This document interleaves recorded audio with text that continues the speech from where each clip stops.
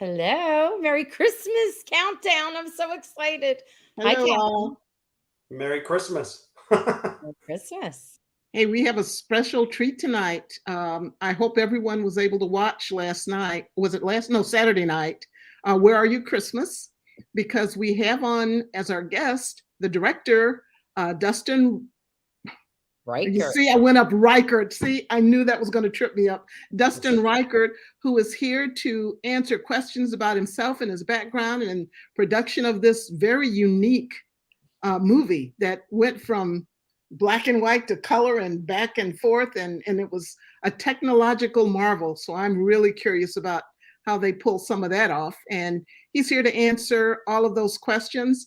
And I told him just before we went live, I want to find out first if he could just give us a brief overview of his background and how he got to do what I consider to be like a dream job, working with Hallmark in the movies and the actors and the production of it.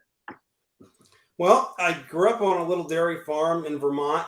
We actually, since the pandemic, moved back to Vermont. So I grew up on a little dairy farm, and when I was little, I remember going to see, of course, Star Wars and the Indiana Jones films, but E.T. in particular. I came out of the theater and I was very choked up, and I was probably the same age as those little kids in the film. I remember looking up at the stars and saying, Steven Spielberg's under those stars. Someday I'm gonna find him, and I'm gonna make movies like Steven Spielberg. And I remember like sobbing, telling my parents. I was very convicted about it.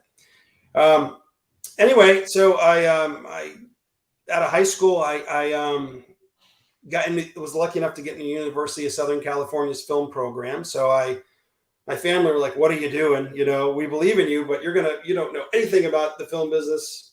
You're moving out west." So that's what I did. I got into the University of Southern California's film program. I also had a side business. I had a little creature effects shop. So I did a lot of physical effects and props and body parts. My first ever show was the X-Files. They bought some of my prosthetics and stuff for that show.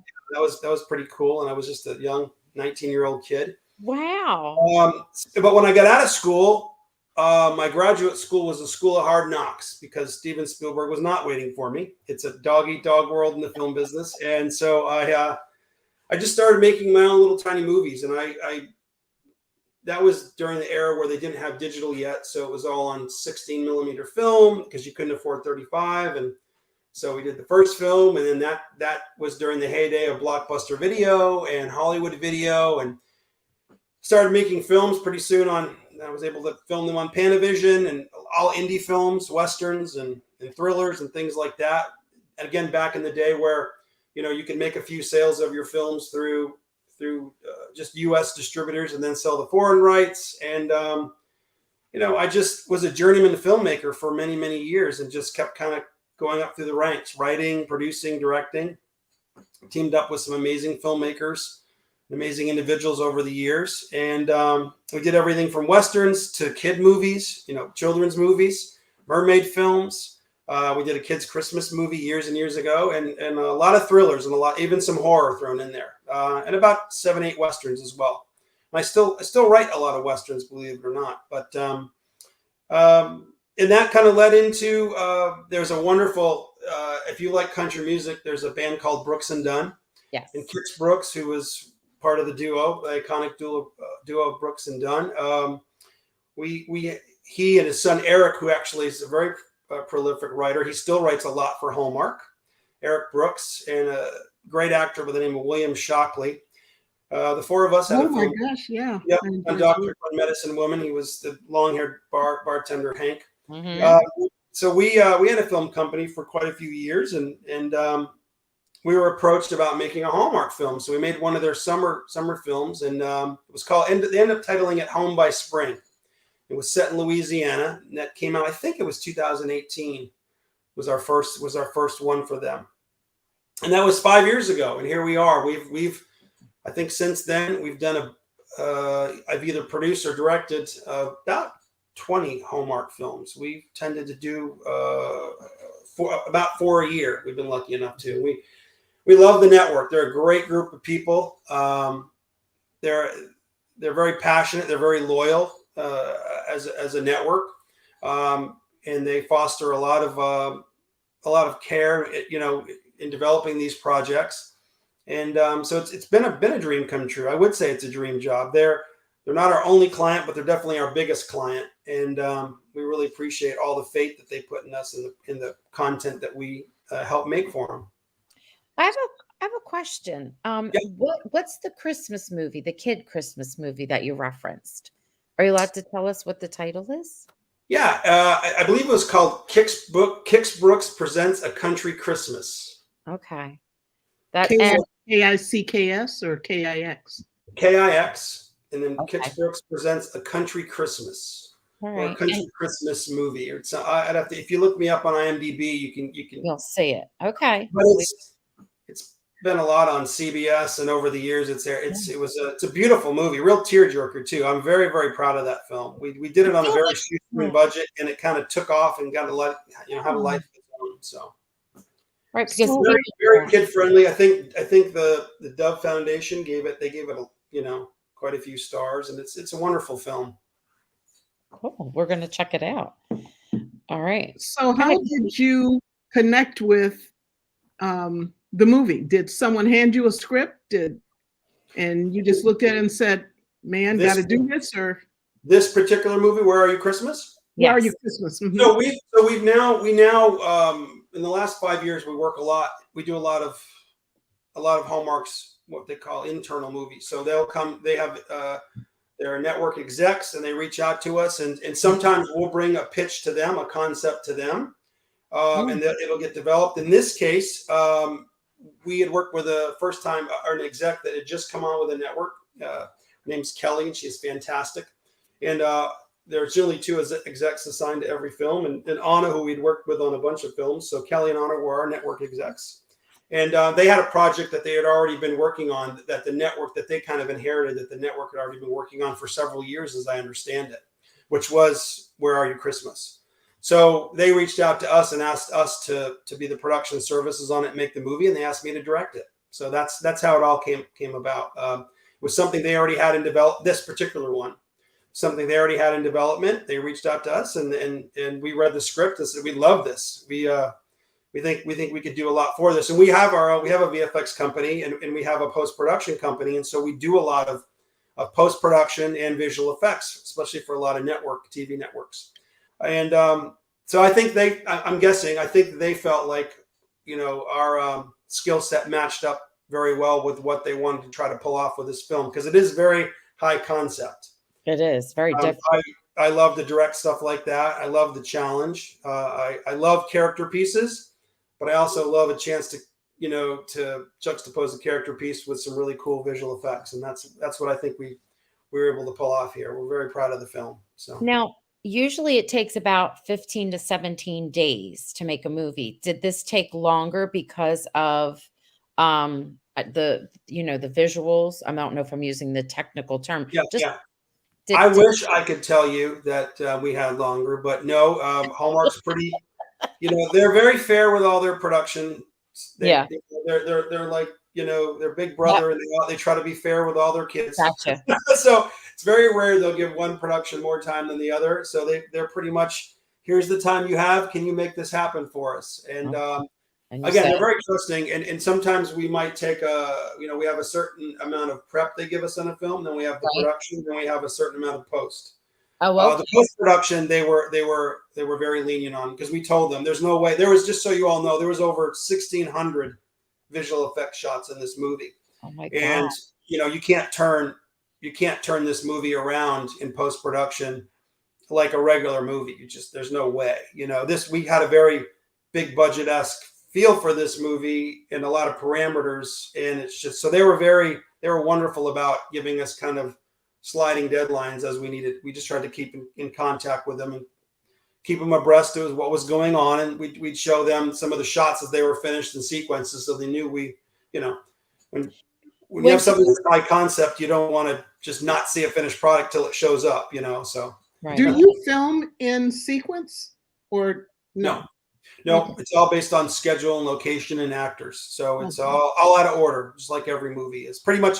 Very rarely, some movies will film. I've seen some that do, yeah. Now, Oh, I just saw that there's comments coming out.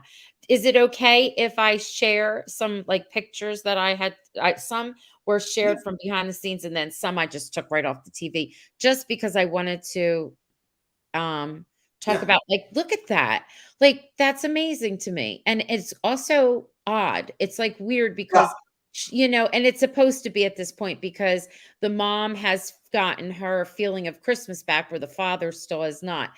That's like, how do you do that? Like there, and then this is another shot where she's in black and white for most of the movie. How do you do it? Like, You want me to give away all the cinema magic? All nope, right. No, no, I can. I'm happy to if that's what you all really want. But no, just give us some of it. And then okay, I saw these, I'll tell you what. Go back to the previous shot. I'll give you a little. All right. that So, one. yep. Go ahead. So, that shot is actually, if you look, imagine you have for the audience's perspective, you Mhm. have the foreground, the middle ground, and the background. So Right. behind Lindsay is a background, and then you've got Lindsay, and then you've got her brother right in front of her. We actually, for that particular setup, we shot a background. We do a rehearsal, so we line it up for the cameras so everything's in focus. Then we clear it out, and but we keep where she was in focus, so Mhm. we have the proper fall off. So the background's in shallowed up the fields, and then we put green screen behind her, and then Oh, we film her, and then she stays there, and we fly in green screen in front of him, and okay. he's having to kind of talk to a shadow on the other side of the green screen, and you've got your layers, and we marry all that together. Wow. Wow. And you managed to And do that's all one of that. many. There was sorry, go ahead. What was that? No, I'm just thinking, and you managed to do all that like in that schedule. That's like, wow, that's a Yeah. lot. Yeah. That's the way I prefer to do it because it actually helps the most with post production. But there was times where we had to, because of the tight schedule, where you actually film it, and then we have post production artists who are incredible. There's a thing called Roto Brush in After Effects. That's one of many tools we used on this, and you actually had to draw frame by frame around the people and make them black and white versus color. So that was the harder way to have to do it, but we did have to do that with a fair amount of shots too, because there was no way, and especially in the bigger, wider shots, and I like a lot of movement. There's no way to have that much movement and not be able to kind of have to do what we call rotoscoping. So there's a lot of rotoscoping involved with this film. Did Kathy, were you going to ask something? I'm sorry. I was going to No, ask. go ahead. We had talked about this behind the scenes, but of course, we want to share it with everyone else. Now that we have this whole black and white in with the color, what about costuming and makeup? Were there differences between those in Oh yeah, color and those in yes, black and white? yes, that's a great question. Costumes and makeup read completely different in black and white than they do in color. Okay. So one of the things we had to do is we had to do makeup and hair tests and color tests in the black and white. We had a great director of photography named Brandon, and Brandon Maxim. We love him, and so he shot some footage with our costume designer Keith, who's an incredible costume designer, and our makeup and hair team were incredible. We all got together and we would shoot some tests, take it into post, color correct it up, post it for the network to review. So, for instance, like Lindsay here in this shot, in this scene, that jacket was only used in black and white. I don't remember what color that jacket was, but it was the craziest color because you wanted something that read on camera. But if you were to see that jacket it wasn't a Christmas color, and it was a really yucky, weird color in real life. But on camera, it popped. So Yes. Keith We was used it. throwing in things that were completely abstract and really bizarre colors that read really well in the black and white world. And the same thing for a lot of the different actors. The toughest part was for actors that were going to be transformed from black and white to color. Oh. We had to, again, also try to find color palettes that translated Mhm. to both, and that was interesting as well. With makeup, we had to go with lighter and darker tones depending on the skin tone. So it would read too much in black and white because they get too pale, or it would get too dark. So that was interesting as well. Okay. The people are like have all kinds of cool Yeah, comments. I'm happy to answer some of those too. I've seen some great Yeah, questions we'll come by. we'll bring them up. Um, cat. What is this? This was shared from behind the scenes. What am I Those looking? are those are prime lenses. That's a case full of the prime lenses. They're out of their holding foam, and they're just set on top of the camera. So And those are the lenses that we film the movie with. They're prime well, lenses. okay. A set of primes. One of the things I loved about the movie, I mentioned this behind the scenes earlier, is that the cast just was outstanding, each one of them. And I love the chemistry they all had with each other. Yeah. And one of the Jim O'Hare, I've seen him in a lot of things. He's always excellent.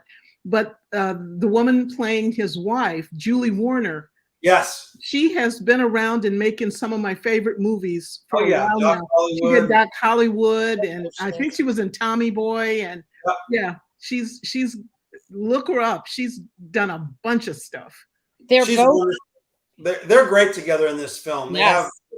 Their characters are both so quirky, and they both bring a great uniqueness to the character. They both have tough roles to play. I think for Jim, for instance, he had a very emotional arc in this. Yes. He had a very angry kind of emotional arc, but it was in his mind justified because of basically losing his little girl and feeling, and, having that feeling, being in a small town, but feeling like people have moved on from you. And am I still relevant? Relevancy is an important theme in this film.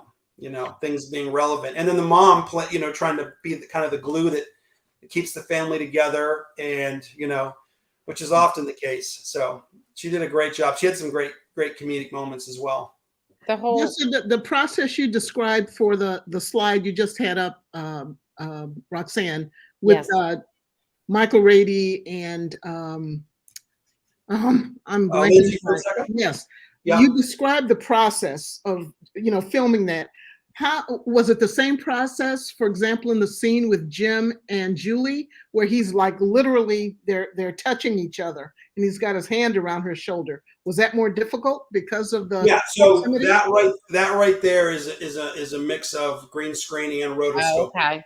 So we had to use special we had to use computers to get the hand trace around the hand and go in minute detail and colorize that. So that would have, anytime there's heavy touch involved, there's no way to put green screen between it. So you have to do what we call traditional rotoscoping or roto brushing. So I wanted to share since we're talking about that before we move on.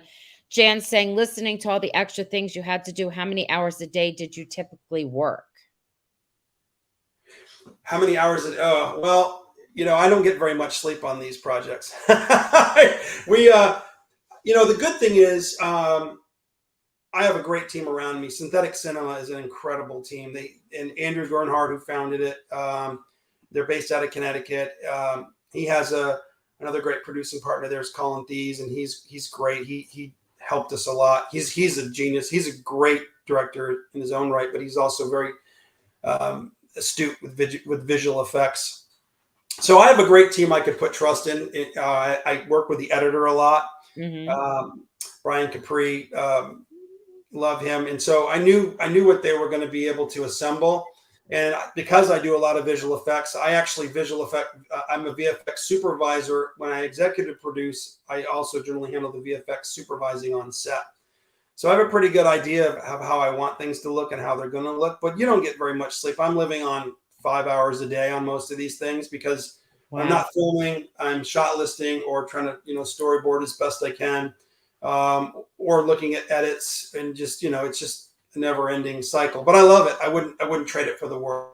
And you did this year, you said 4, right? No, you're not getting a lot of rest. Generally end up by the time you're done, you're sick. You're in post-production. You're sick with a cold generally because you're just, your body has that let down. And I was saying there was a little bleep in the Wi-Fi. You did 4. So there's 3 more coming up, right? Yes. Oh. Yeah. Next weekend we have Mystic Christmas. And we're doing that one. Yes, we have Mystic Christmas, which really was filmed on location in Mystic, Connecticut. We have a Biltmore Christmas, which was filmed in Asheville, North Carolina, at the Biltmore estate and with the family. And then we have A Merry Scottish Christmas, which stars Lacey Chabert and Scott Wolf, and that was filmed on location in Scotland and in Ireland. We filmed in those two. Yeah, so we're very excited about the lineup that they've entrusted us with this year, and we're excited for everybody to see it. I saw that there was a question about Pleasantville. You know, this is a project that we inherited. That was kind of, the script was developed before we got our hands on it. But I would have to think. I mean, I know that the first thing I thought of when I read the script and loved it was, oh, this is very Pleasantville. You know, let's put our own has its own spin as well. But that's the only thing that I think has come close to what we've done. So. There was okay, Jan was saying what made you go to a black and white movie idea, but you answered that question because that was already something that was put in place, and then they came and reached out. It was already incorporated in the writers and the execs that developed the project. That Lord knows how long they've been working on. I remember you had said it was a while. This project. A lot of times it's years, several years. We've had films that take 3 years. The Merry Scottish Christmas was almost 4 years by the time it came to fruition. So it takes a while. Some of these don't just happen overnight. We do have some that are greenlit very fast and go into production very fast, but there's other ones, especially in the script writing and story development phase, that can last quite a while. Christina's saying, go ahead, Kathy. I was going to say, did you say you went on location for a Merry Scotland Christmas?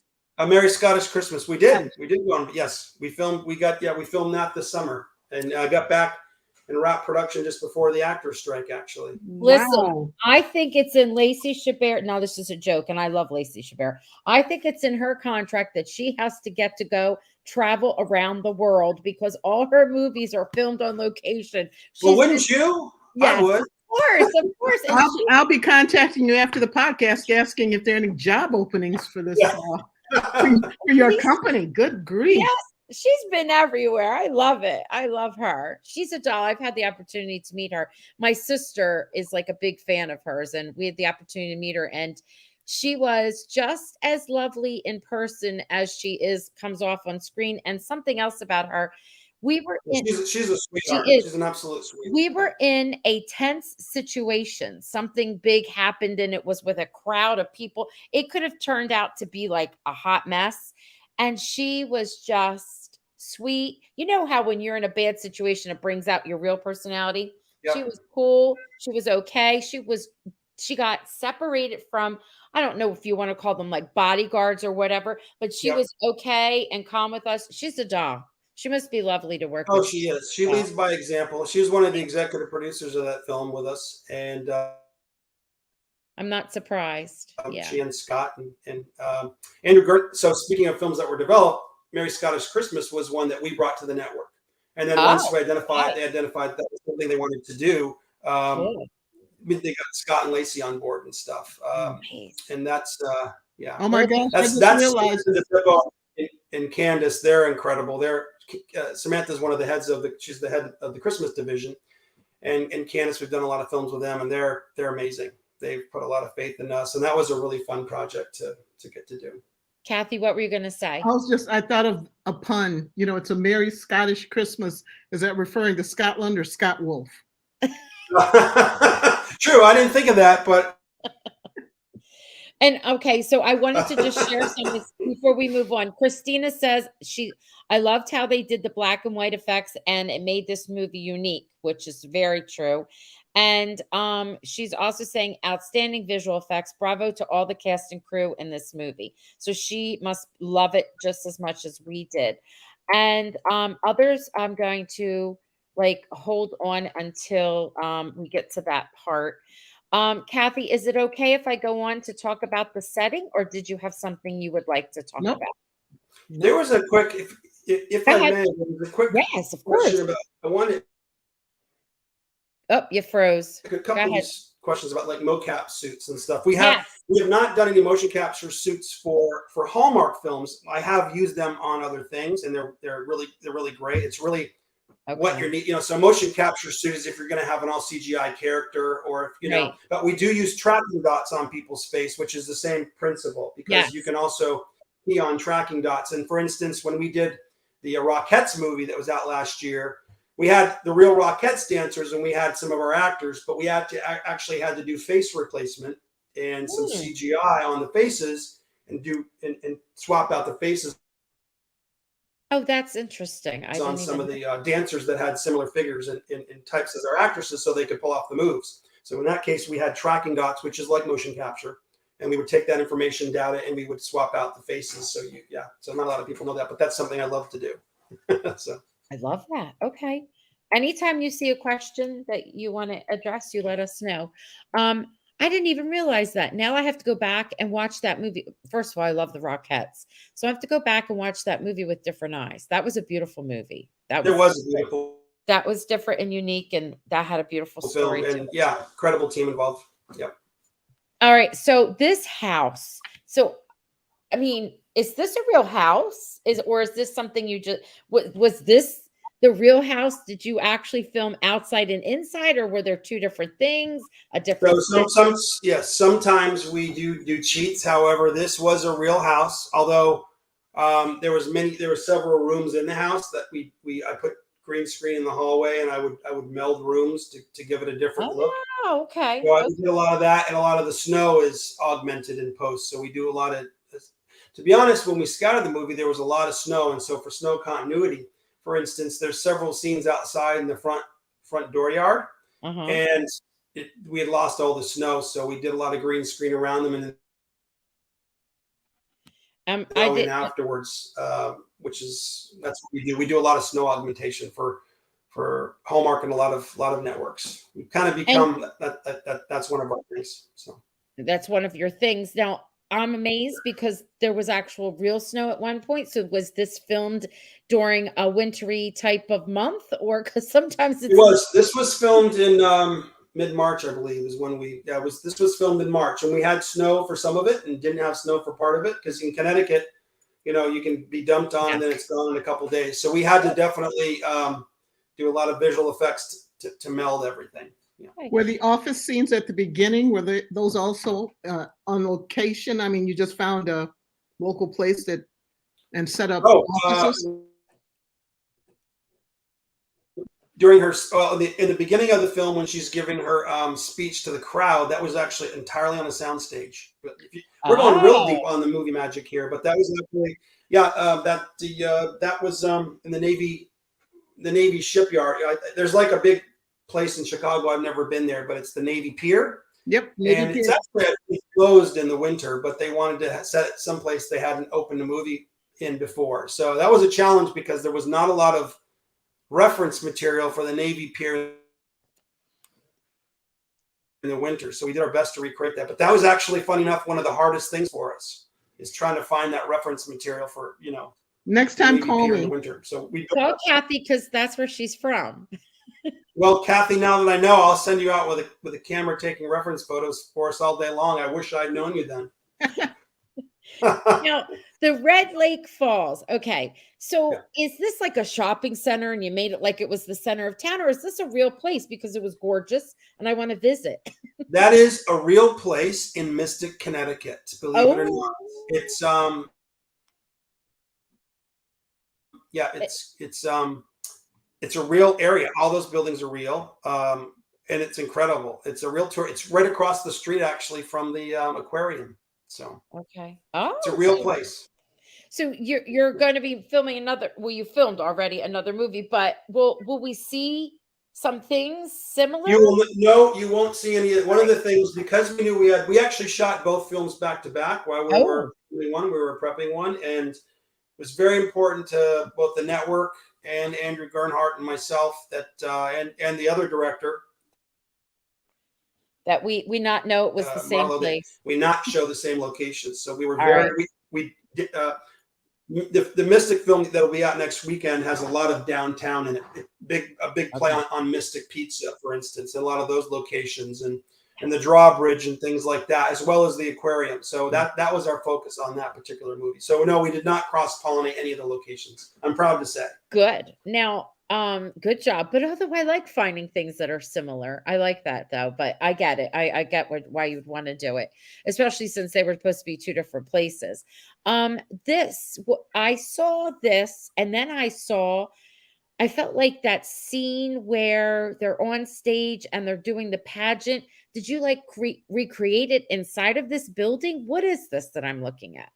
That So that building actually is an empty kind of warehouse that we did a lot of our green screen work in. So Okay. there's a scene where she gets in the car accident and gets knocked Yes. unconscious. And when she wakes up, we had a great shot, one of my favorite shots of the movie, where we're inside the car and he's knocking on the window. And we come Yes. through the window all in one shot and come up and around and over the hood as they get out of the vehicle. That was all done. All of interior of her inside the car was done on green screen. So any of the time, yeah. So we've gotten real good with the the background replacement and things like that. And that's something you need to have a controlled environment to do, kind of a motion control shot where you're all in one type of thing. So.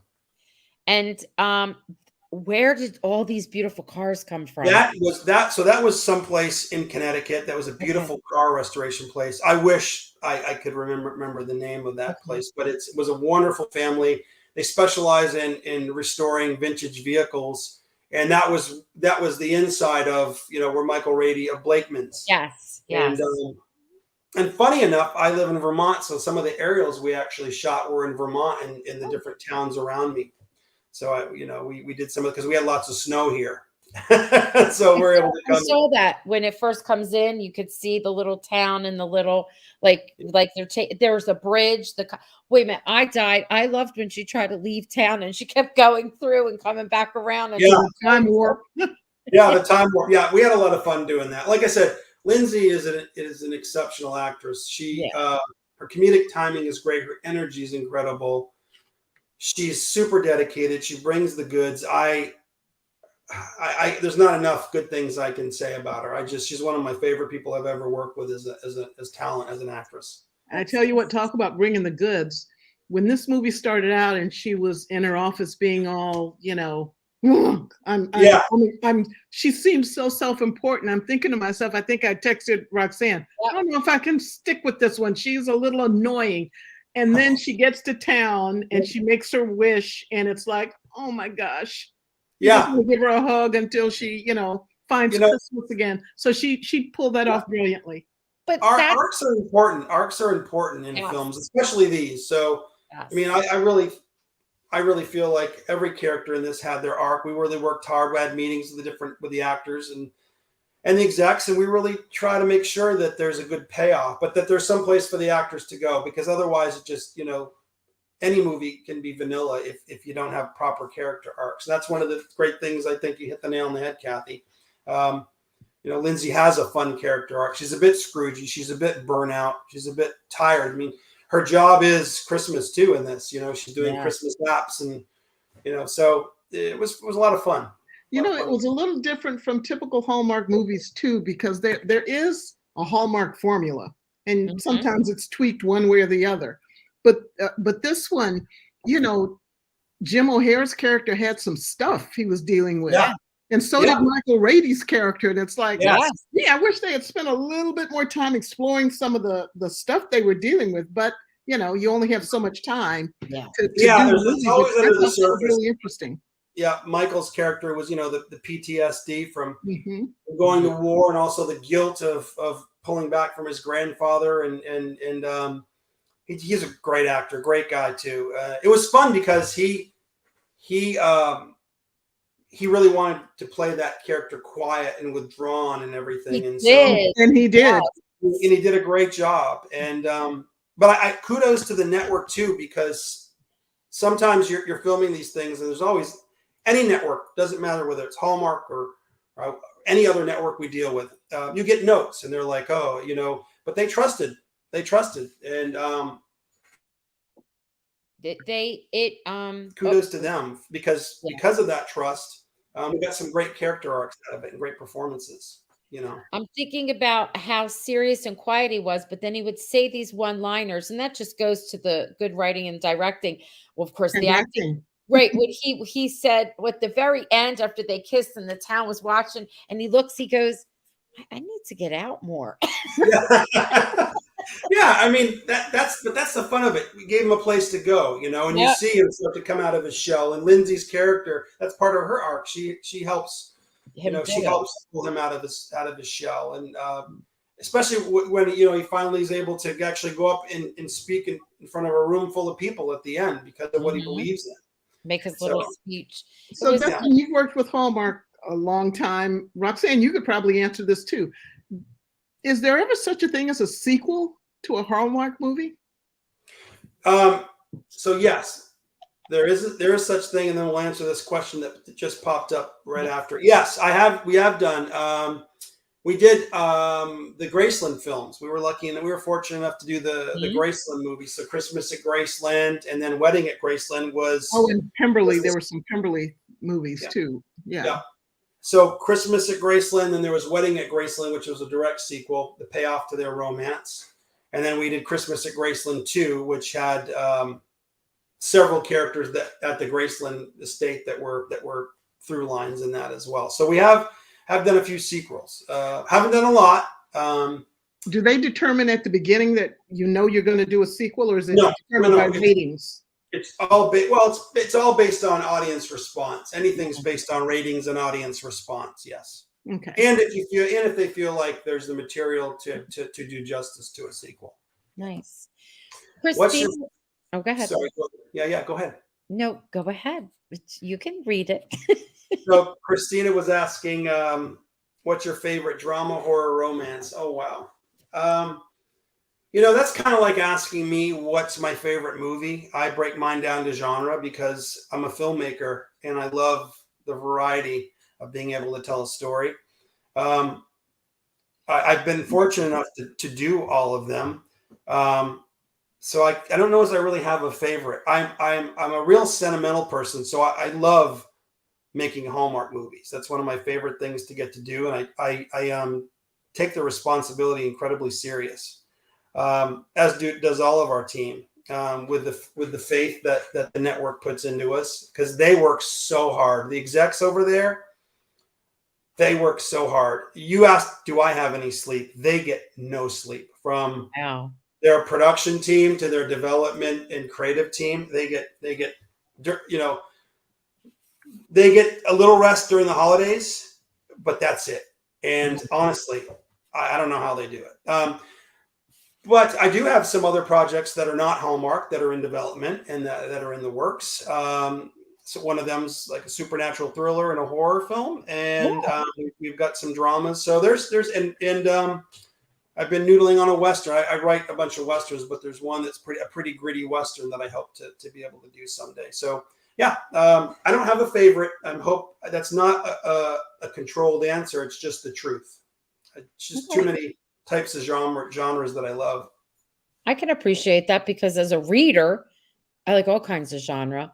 I Yeah. feel like I like romance, but then I'm like, I like when that's in a mystery, and I like historical fiction. So I mean, I get that. I mean, juxtaposed to this on Netflix right now, there's a show called Fall the House of Usher, which is based on the Yes. Edward and Mike Flanagan, who's a fantastic. Yes.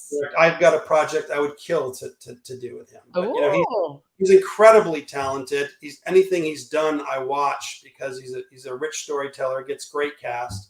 So that's non-Christmas. That's completely juxtaposed to all this. yeah. So yeah. This is just a nice comment from Christine, and she says the visual effects were outstanding. Oh, thank you, Christine. Appreciate that. It means a lot. The team behind the scenes put a lot of work into that. Our poor post team at Synthetic Cinema, they really killed themselves, as well as Brandon Johnson, who's our VFX producer. He's an incredible guy and super talented. So he and his whole team did a great job. Nice. And Jan, she has a question here. I'm not up on what she's saying, but you probably will understand. She says, I thought I remember where years ago the single cells were painted. Yes. So several things. One of the reasons I love visual effects so much is my background in school was both visual and physical effects. They're two completely different things. Visuals, obviously, now it's become computers. Physical effects is like prosthetics and props and gore. Like you mean? Oh, and I marry the two a lot in different things. But back in the day, they would do several processes. One of them was the old matte paintings, where they would set your camera up and you'd have the actors in place, and then in the background around them, they would have an artist that would come and do a matte painting. For instance, Dances with Wolves, all the buffalo that have been killed. that field of buffalo, there was only a couple of props up close, and the rest was a sea of buffalo. They were all matte painting, what's called a matte Oh, painting. And nowadays they would probably do that with computers and everything, and we do that but back in the day. And then single cell painting, you'd have to go in frame by frame. wow. That's a Well as lot of, rotoscoping. Sometimes you'd go in and do the rotoscoping with the chemical process and draw around the actors frame by frame. So that is wow. correct. Rotoscoping is a term that's been around long before computers were doing it. Back in the day, you actually had to go in with different elements of film and hand draw around the actors. It's time consuming. Wow, that is It's very expensive. Yeah. And I have a few more before. You've been so generous with your time. Thank you. No, no Um, problem. Christine is saying, this is Chris. She said she's excited for the a Biltmore Christmas because I've been there several times. One time they still had Christmas set up. Oh, it must be magical then. Oh, Yes. I don't know if if that was this year that she went there, but they were great because we filmed it we prepped it. Actually, we were prepping it this time last year for a couple months. Then we went in and right after the new year, and they kept a lot of their decorations up for us and let us use a lot of their decorations. And we were able to go in and work in conjunction with them because it's enormous. I believe if they were here, they would probably slap me on the side of the head because I'm butchering the square footage. But I believe it's about 185,000 square feet is the size of the mansion.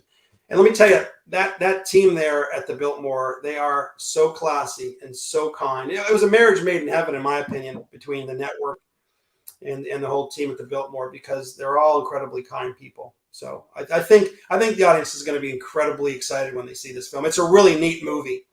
A really, really neat movie, very high end, and it's got. I don't want to give much away. I'm not going to say much about it, but I can tell you it will be worth the wait. It's one of their big tent poles for the year, and I'm not surprised. I remember when they first promoted it or let us have a glimpse of it when it was Christmas in July, and I thought, oh my gosh, this is my movie. This is the one I've been like dying to see. Like I can't wait. So I'm excited. If you love, elements of It's a Wonderful Life and Yes. those old classics, Yes. it's really great. They go, yeah. I love the actor. I know. Oh yeah. And Christina saying, would you say this movie was a bigger challenge for you than the others you've done? Where Are You Christmas? This particular one? I'm sorry, I switched out of Biltmore to this. Yep. Sorry. Yes, absolutely. This is one of the hardest films I've ever had to do, bar none, especially because of the time frame. I mean, we had to fly in. I can't tell you how many setups I got a day. I get 60, 65 setups a day sometimes, which had to include visual effects. And that's a lot of setups. That's a lot. We had an incredible crew on this. The crew was just amazing. But yeah, this was by far one of the hardest films I've ever had to do, without a doubt, especially with what we're trying to pull off and be able to do what the network wanted us to do and be able to do it justice. So it was all worth it though, because it was beautiful. Jan says this is just something funny. So you were doing films back to back, therefore overlapping, which sounds like it means you got no sleep at all. Ha ha. I did. As a matter of fact, when we were doing Mystic Christmas, I ended up getting very sick. I actually, for the first time ever, missed a day of filming. Thank God I wasn't directing, because I probably wouldn't have. They would have probably brought in IVs and propped me up on the director's chair. I would have gotten through it. But in the middle of filming, I actually had to miss a day of filming because I got so violently ill. Just run down, I think. But yeah. They're showing you love. Let's see. Cindy's saying you directed one of my all-time favorite Hallmark movies, One More Holiday. Oh, yeah. Was also I'm so glad. Thank you, Cindy. That was the first film that I directed for Hallmark. I'd produced other films for them, but that was the first time they said, we'd love you to direct something. Cool. And I love comedy and I love comedic timing, and what a wonderful cast. And we're one of the first films back in the country when the pandemic happened, filming in Connecticut, and we were sequestered. The whole cast and crew were at two inns that were right next to each other, and we used those inns in the movie, and with the magic of visual effects, combine them together to look like the main inn that you saw. So it was primarily shot in the interiors were two different locations melded together. But that was a wonderful film to get to make. I had so much fun doing that movie, and yeah, that was a gem. That'll always be close to my heart. So thank you for recognizing that. Now, Annie is asking a question, and I think this is about the current one, right? The one Where that Are we You Christmas? Mm-hmm. yes. Says Dustin, I cried my eyes out when the father remembered Christmas. Did you cry when filming or editing? I cry all the time. I am a sap. I am a sap. My, I, Oh, I'm a sap. I cry in the middle of takes. I cry when I'm editing. I've seen every movie. By the time a movie comes out, I've probably seen it three to 500 times. I'm not kidding. and you still So, you know, I still cry. I cried.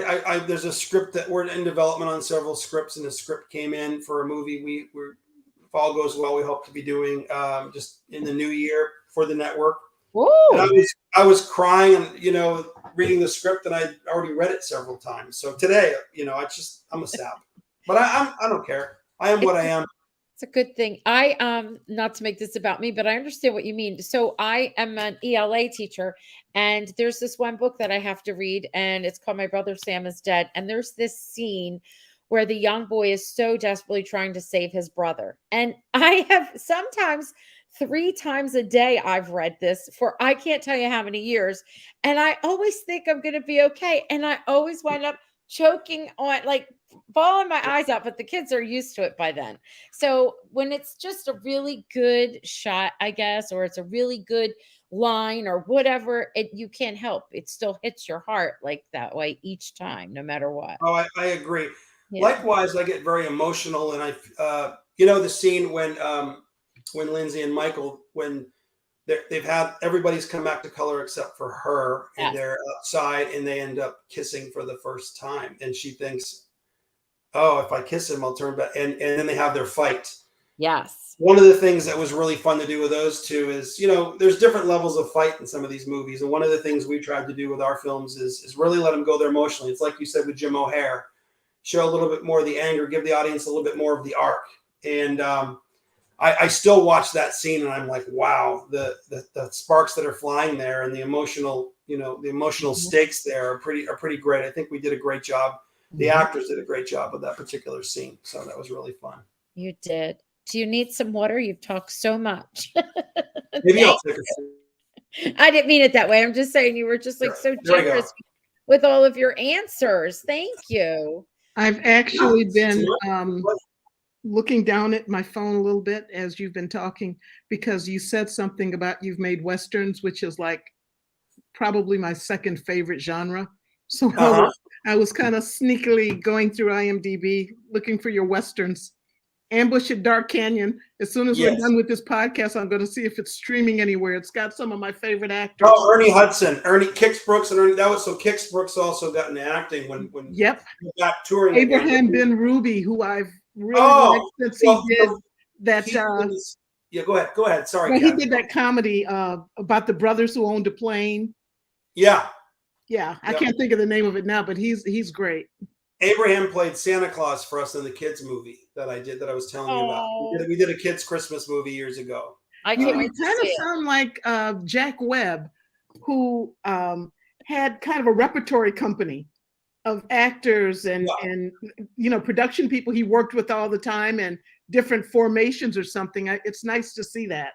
I like to use it when I can. There's a familiarity, and you have to find a chemistry when you're working with people, especially having to turn these around so quickly. So it's great when you can find people that you love to work with again. Yeah. And yes, Ambush at Dark Canyon is near and dear to my heart. I think if you love Westerns, you'll love it. It opens in the 20s, and it's told as a flashback. So it's a big time mystery. I think you'll enjoy it. Ernie Hudson was fantastic in the movie. He's a good actor. And I'm so glad that he's having such a resurgence with the Ghostbusters films. Nobody deserves that more than him. So good. That's good to know. So before we say goodbye, and of course we want to, if we can, have some peeps on that you for next week too with Mystic Christmas. But I'll send you an email and you could, help us out. That would be great. So all of you that are here, stay tuned for next week. We already had chosen Mystic Christmas even before we realized that there was such a connection. But Jan said the fact that you get so emotionally involved is probably why they're so good. They're real Oh, to you. thank Yeah. you, James. Yeah. That's sweet. That's I a good appreciate that. It means a lot. Yeah. And they're loving it. It's been a treat to hear your voice of many hats doing movies. Thank you. Oh, we're all excited that you're here. Um, well, we're gonna Thanks, say Arlene. goodbye. I'm sorry, go ahead. I was just thanking Arlene. That's all. We're going to say goodbye in a minute, but those of you that are here, stay tuned with us. We're not going to disconnect. We're going to actually talk about the movie a little bit and nothing negative. And then I wanted to share with them something I found that's a little Christmas tidbit, spreading the joy. And I'll email you, Dustin, and we could Okay. see if we can have some people on with us next Monday for All Mystic right. Christmas. And I just found Thank you. Ambush at Dark Canyon on Tubi and Freebie, so I know what I'm going to be doing later on. Wait, Great. I love it. Kathy's just what she's done asking questions. She's getting herself all organized. Sweet. Kathy, reach out anytime. I'll point you in the direction of some of my other ones too. I think you'll like them. All right. Perfect. Thank you. All right. Take care and thank you. Bye. Bye-bye. Good night, Dustin. That was amazing. He was amazing. I love it. Look at this background. Look, I wanted to show everyone. I don't want anybody to get sick from it. It twinkles. Oh my. I know. And it used to be solid, but I couldn't get it to work for whatever reason. I'm going to take it off now. I wear these crazy things for at school. You Go know what ahead, that Jen. reminds me of? What? There's a scene in Son of Critch, one of the most recent episodes, where he's looking at some kind of light synthesizer and passes out. And he said, what a way to find out you're epileptic. Although I don't think he really was. He just was freaking out from the lights. But yeah, thank you for sharing that hat to give seizures to people. Yes, boys and girls. I know it. They're not boys and girls. I was just thinking I'm at school with the kiddos. Listen, if you're looking for some wonderful family friendly, wonderful, I'm not kidding, beautifully written story. It's going to it's a back in the 80s, and it's just so it touches your heart, and it's called Son of a Critch. It's in season 2, has finished in Canada, but we're a season behind. We just finished on the CW season 1, and you can catch it. And then season 2 will come out, I guess, next year. But it's written by Mark Critch. Mark Critch plays his father, and the He young plays man, his own father. yes, the young man that plays him when he's young is a fabulous actor. It would be my dream to get them all on, but I do know that there's still some issues with having people on. But anyway, Son of a Critch, look it up. It is family friendly and it will touch your heart. Okay, so I just wanted to, can I slip this in before, or do you want to talk a little bit more about the movie and Nope. our last thoughts? Go No. for it. So my family has always, my uncle started the tradition when I was a little girl, would always get me an advent calendar. And usually it was the traditional, you pop it open, there was like a little chocolate inside. And maybe because we were Catholic there, and we would have like a little proverb or something, about the story of the birth of Christ. So we've always had them in our family, but I feel like they get out of hand now. You open them up and there's all these cosmetics in one, or treats for the dog, or pieces of Legos. We've had everything. And it's just like a lot. everything else that's been commercialized too much. Yes, there's just so much. So our family every summer would go on a kindness challenge, and we would challenge other people every day. We'd have something, we'd film all the things our women in our family did, and the kiddos, the young ladies with us, we called them little ladies. And I was like, wonder if they have a kindness advent calendar. And they do. They have several I saw on Instagram, and they were like $30. And I'm thinking, okay. So I went on Amazon and I found one for 10, which is kind of expensive. And I don't know if the money went anywhere. I don't know. I read the back that goes with it. So I thought I'd open some every Monday. These are what, and I think it has a Catholic background to it, only because some of the visuals, but it doesn't matter because it's all about kindness anyway. And I opened it up, and these are some of the challenges. The first one's welcome. And I'm not going to read every single thing, but it's just saying hello. And it says you do not have to do every one. They give you two, do as many as you can. That you can even check it off with your family. But I just wanted to throw them out there because they're kind of fun, and it reminded me of what my family would do. So they call them missions. The first one is write a nice online review for a store, a restaurant, or a coffee shop that you often visit. And I thought, oh, how ironic, this one is, because many of us have been writing negative reviews because our heart has been hurt by a certain show. So I was like, this would be nice for us to turn around and then, restaurant, store, coffee shop, even if it was something on Instagram or social media, a follower that you have, writing something nice about them, that would be cool. And another one was call a family member, a relative, or a friend that you haven't talked to in a long time. I mean, that's not difficult, right? I think that's cute. Then the second one I open, it says, do you know why there are rainbow colored benches called buddy benches at schoolyards and playgrounds all around the world? The idea, which originated in Germany, is that children who are lonely can sit on them to signal to others that they would like someone to play with or talk to. We put a buddy bench in our school. And when you sat on it, it meant that you would like to talk to someone. And I'll never forget, I was walking down the hallway and I saw this little girl on the buddy bench, and she was so upset. And I was like, oh, I'm going to sit on the buddy bench with her. And I sat down. Sorry. And I was like, oh, do you need a buddy? How's your day? And she looked at me. She goes, no, I'm in trouble. I'm waiting for the vice principal. Well, I just started laughing. I thought that was hysterical. And then I said to the vice principal, she's on the buddy bench. She goes, oh, I didn't even think of it that way. That's pretty good. Oh my God. All right. Mission, why don't you try something similar? For example, ask a coworker or a fellow student who seems lonely if they'd like to join you for coffee or lunch. Oh, that's I was nice. going to ask you that, Roxanne. What? Do you want to have some coffee over FaceTime or something? Okay, thank you. All right, I would love that. We eat dinner often quite together. That's actually true. Yep. Write a list of things you appreciate about one of your friends and give it to them. Aw, what if you did that in a text? That would be so sweet. I love this. Oh, what do you all think out there? They're all saying thank you to Dustin, probably thinking I'm cuckoo. Anyway, these are easy to do. If you do any of them, will you tell me? You're beautiful. Look at that one. This one says you're beautiful. I'm only going to read one more. This one says, let's spread some love. Prepare some Post-it notes with encouraging phrases and put them up and around the town for others to find. We've done that. We even went into the library and got books and then put a Post-it note of something encouraging in there and then put it back on the shelf.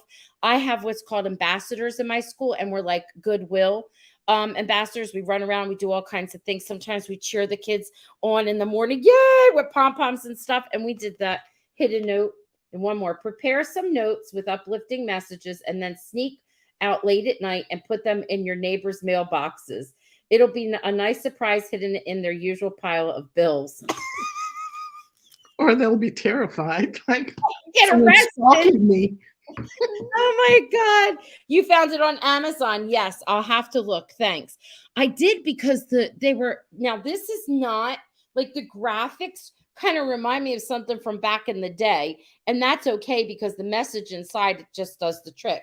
But I'm laughing because it was like $10 and I thought that was expensive. Where online they were like 30. Great idea, the kindness calendar. Yes, I love it. Now, when it came and my niece was here, she looked at it. She goes, is it broke? I said, why? Because look how flat it is. Look, Kathy, do you see it? It's flat. And that's because they're used to them being like a box and you pull things out of it. And I said, no, it's a kindness Oh, never mind. They started to walk away from me because I'm always making them do stuff like this. But they are very generous and kind. I've started composing a note for my neighbor. I'm going to slip it under his door. He's gonna slip it under his door. You're very handsome and I like you a lot, but you need a good woman. I can't I breathe. love your secret admirer.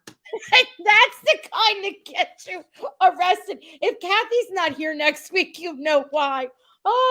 I can't take it, dear Lord. This was your idea. Christina, I could use some of these in our group. We could do that. That's a good idea. We need that. We need it because some of us are really just not having a good time Just of give it. them I know. time to finish grieving. I know. They'll be okay. All right. Kathy, I wanted to say this. Okay, we got kiss, and kiss. We got lots of kisses all in one little time frame. And this kiss right here is the kiss where after they kiss, and Dustin talked about it. This is when she's like, "Oh, it didn't work." And he's like, "You kissed me just because he was feeling something and she was using him, hoping she would, change." Then they had their little argument. And then this is when they kiss. And this is when they kiss again. I got the impression she was just kissing him and enjoying it. And she came up with this whole, I thought I would change after the fact. I didn't get a sense that she started out kissing him as part of a plan. Yes. And he just was sensitive. And then that whole whatever happened. Wait. He doesn't ring your doorbell. I'm in an apartment building. Wait. Deanna, whoever Deanna is, wait a minute, Deanna, this is great. You said nothing all night, but then she says, "Oh my." For those of you who don't know me, that was a joke. I know. And Jan says, "Where's the jail by you, Kathy?" I don't know, but I have the feeling I'll know within the next few days. Oh, and as they're handcuffing me, but the kindness calendar. It was the kindness calendar. It was innocent. Posting a message for my neighbor. Gonna slip it under his door. Oh, I can't take it. This movie was fabulous. I mean, there's nothing that's perfect. We can always improve upon every single thing. Things I've written. We could think of a million things, but in general, what a beautiful concept. And I didn't mention this when Justin was here, but I loved the line that every time someone's color changed, they would say like, "Oh, you're beautiful, no matter what color you are." Oh.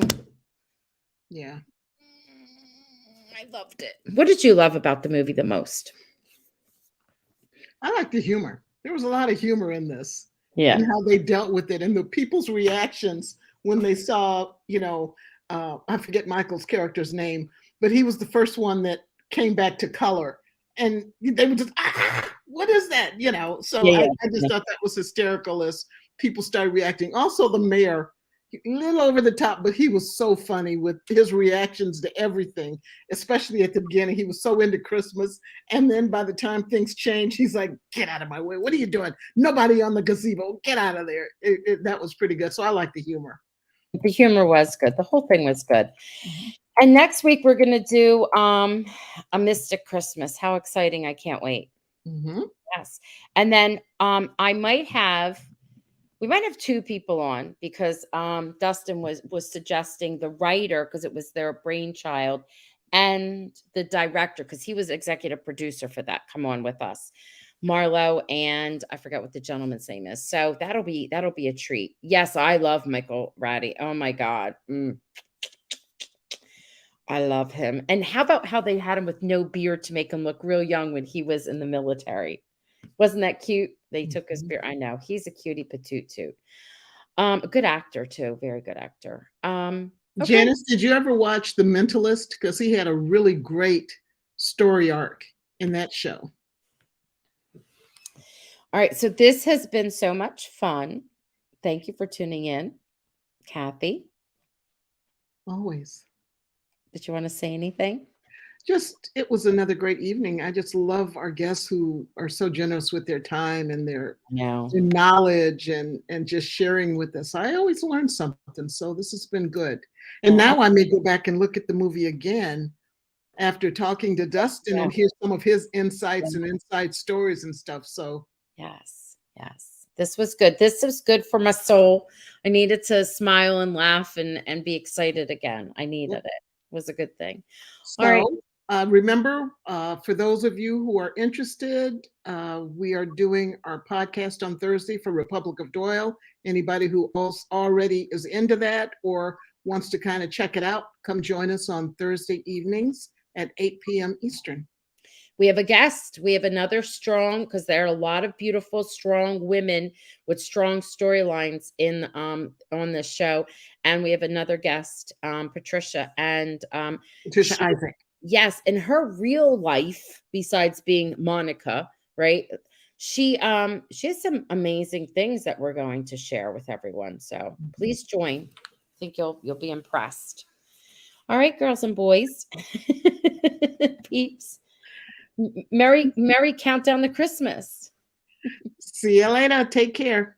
Bye. Happy holidays.